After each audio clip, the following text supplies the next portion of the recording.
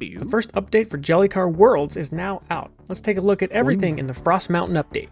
Right away, you'll see there's a ticker at the top of the screen here, which shows everything that was updated in the latest version, and I'll update that now every time there is an update, so you can see right inside the game what's new. Now, the star of the show in this update is, of course, the brand new world, World 7, which is called Frost Mountain, and looks a little bit like this.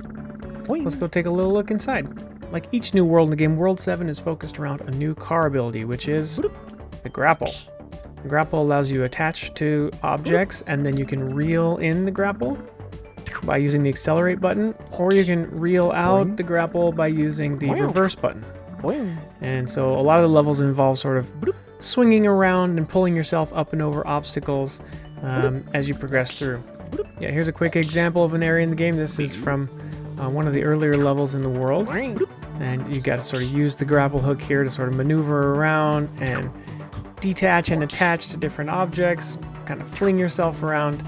And yeah, I really think the grapple turned out really great, and it adds a lot of a variety of movement to the game. In addition to the grapple, there's also levels like this one that I don't want to show you, but is a sliding level. So you've got sliding on ice as a big theme in this world as well. And of course, World 7 has 8 brand new levels, just like every other world in the game. Every level has a secret exit, and of course, things like challenges, including some new ones like moon gravity, and ends with a little preview of a future ability in the game that will be making an appearance in World 8. There's also a skull level waiting. If you complete all the levels and find all the secret exits, you can try 7-Skull, which of course is heavily focused on using the grapple ability. And just like every other world in the game, if you can find it, there's an additional car shape to be unlocked. There's also additional customization items to unlock, like this bee here, the ladybug, and even cake car.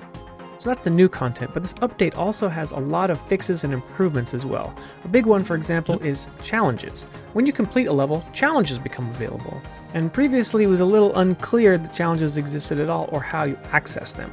Now you can see when you drive up to a level door, the prompt that tells you how to enter the level also includes the prompt for challenges. Also, when you complete a level now, on the level complete screen, challenges shows up right here, so you can immediately jump in and attempt a challenge for that level. The sound customizer has also been improved quite a bit, so now the built-in bass sounds, whether you want the JellyCar Worlds official, classic JellyCar, or my daughter Dolliver's sound pack, you can just select that at the top without affecting any of your sound customizations down here. And speaking of the sound customizations down here, how many variants are available for recording on a sound, and also the status of those, how many have been recorded, how many are available, is now available at a glance here. And when you go into the recorder, there's a quick toggle up here to switch which variant you are recording. So for example, if I record a few, doink, oof.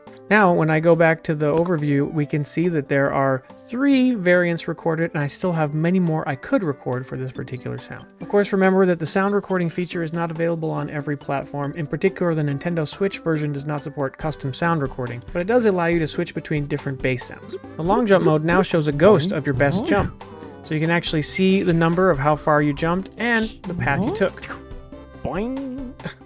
The music in JellyCar Worlds is one of the best parts of the experience, and don't forget to check out the soundtrack, available on all major platforms. So now in the game, whenever a new song plays, you actually get a little notification at the top of the screen to let you know the name of the song. Boing. This one's for the speedrunners. If you have a custom car design or custom sounds that you like to use, previously you would lose those when you went to reset your progress. Now when you go to reset your progress, you can actually choose to keep your best time ghosts, keep your car customizations, and keep your sound customizations. Oh, and the car finally has a horn now. Why didn't we have a horn before?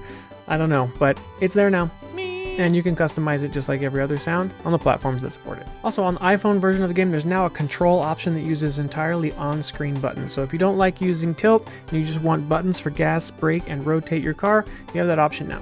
There's also a ton of other bug fixes, optimizations, and other improvements. Let's take a look at some of those now while I play 7-Skull.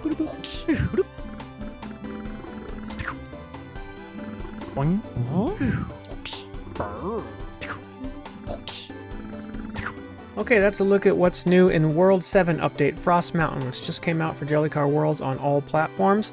And I'm already hard at work on the update that will add World 8 into the game, which will be the next big update. So I'll be back to talk about that when it's done. Thanks for playing.